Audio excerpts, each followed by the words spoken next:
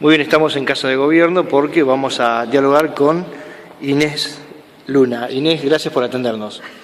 Por nada. Bueno, cuéntenos Placer. Cuéntenos un poco cómo fue la idea de traer este trabajo aquí a la Casa de Gobierno. Bueno, tengo que contarte un poquito mi trabajo, mi tarea en esto, ¿no? Yo llevo 25 años de un programa de radio, Supervivencia de mi pueblo, que trata precisamente la historia oral de la gente, cuando la historia oral todavía no era como hoy, que es un boom. Seguro. Hoy ya decís historia oral y la gente te lo acepta. En ese tiempo todavía lo ponían en duda y todas esas cosas.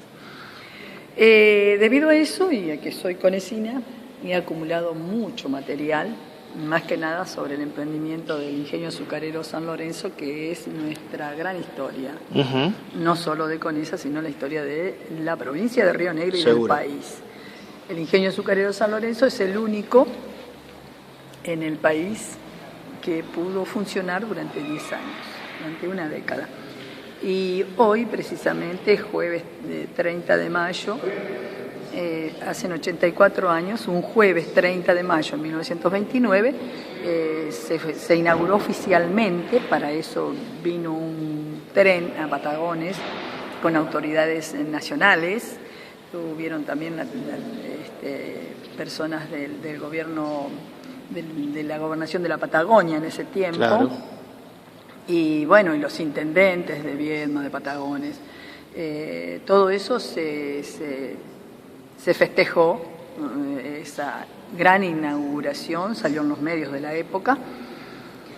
Y funcionó, como te digo, durante 10 años. Porque se cerró en 1941. ¿Y el motivo del cierre? El motivo del cierre empezó la decadencia en 1935, que fue la mayor de las cosechas, de la molienda, 32.800 toneladas de molienda, y eso un poco molestó a los ingenios del norte.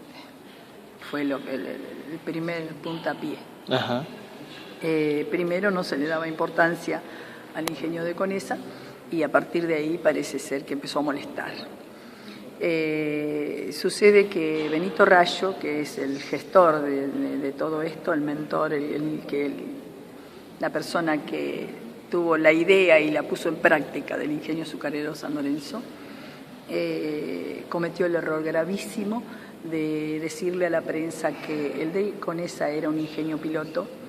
Y luego venían, claro, como era tan abundante, tan productivo, ellos vendían el azúcar en la Patagonia, no iban todavía para el lado norte, pero habían copado la venta de azúcar de la Patagonia. Y con este ingenio chiquito solo. Claro. Y imagínate, uno en Chuele, uno en Viedma y otro en Balcarce, que era el proyecto a seguir.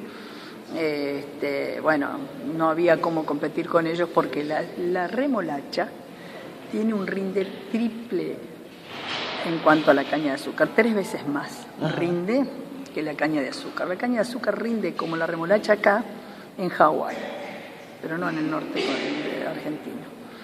Entonces era una competencia brutal. Además, la gente de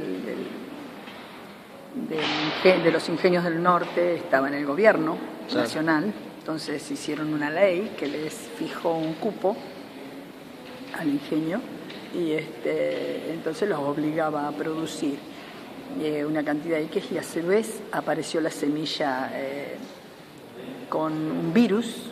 Las plantas tenían un virus, empezaron a secarse, a una muy mala cosecha. Entonces, digamos que hubo todo un operativo para tratar de eliminarlo. Pero sí, el virus ese, que no se puede decir que no fue intencional, no se puede asegurar, que llevaba años, entonces después tuvieron que, por eso se sembró en Pedro Luro, se sembró en Balcheta, y después el transporte era muy caro, entonces el problema económico era brutal. Entonces, ¿qué pasó? Además de eso, como seguían produciendo azúcar, en 1940, en el mes de julio, explota la caldera. Muere un operario, un capataz, casi el otro salió herido, pero se salvó. Y bueno, y yo tuve oportunidad, que es lo que tendría que haber empezado diciendo, que sé tanto de esto, porque hay casi 20 personas de mi familia que trabajaron en el lugar, incluido mi padre, mi abuelo, mi abuela, que era la empleada, la cocinera del dueño del ingenio, que lo tengo ahí en las fotos. Y además, en estos 25 años que llevo historiando mi pueblo, mucha gente me habló del ingenio azucarero, que ya hoy ellos ya no existen, pero yo tengo las grabaciones. Claro. ¿Y qué significaba para la economía regional de la época? Una locura. Un boom.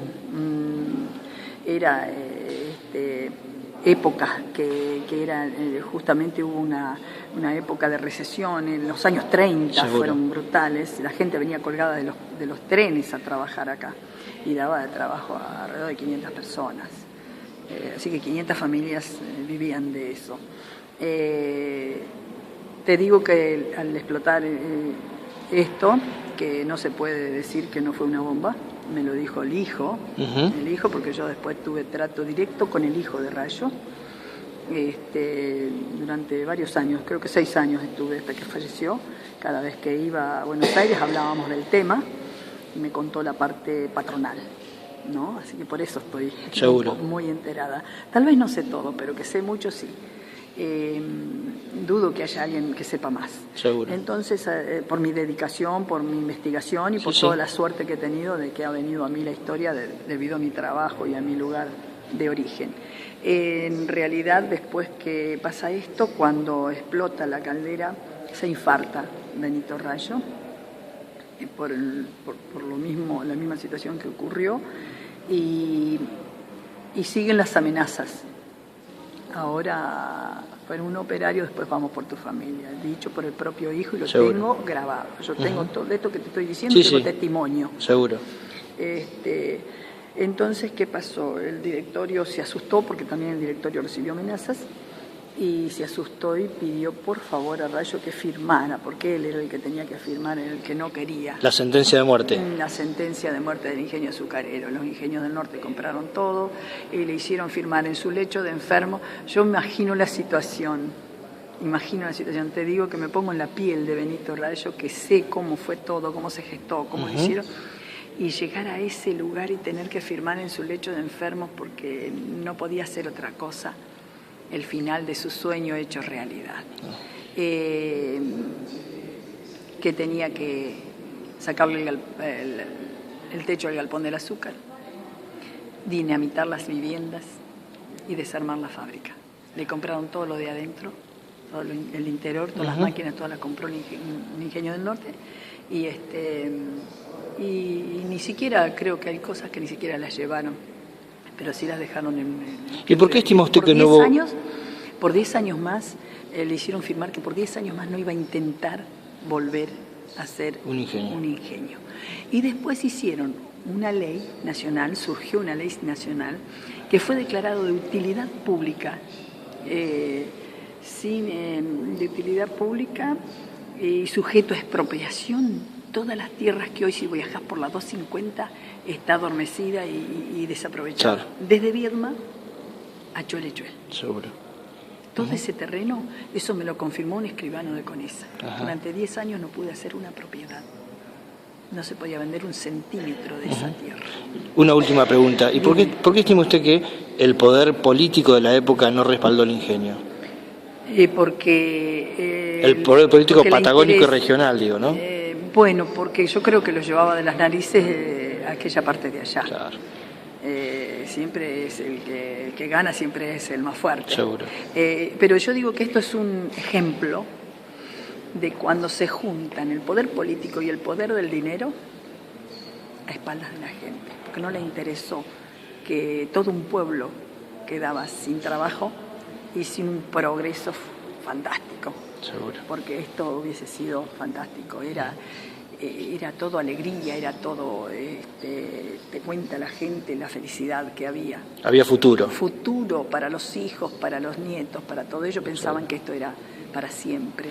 Y hubiera sido, yo creo que fue el emprendimiento económico más grande que tuvo la provincia de Río Negro, sin lugar a dudas. Yo no tengo dudas de eso. Y me interesaría que la remolacha, porque también tenía no solo fábrica de azúcar, sino destilería, y tenían una fábrica de alcohol.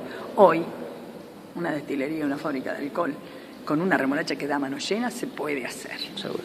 Ha sido muy amable en atenderme. Gracias, mi querido. Gracias. Gracias por ponerme en tu programa y por escuchar la historia. Muy amable. Gracias.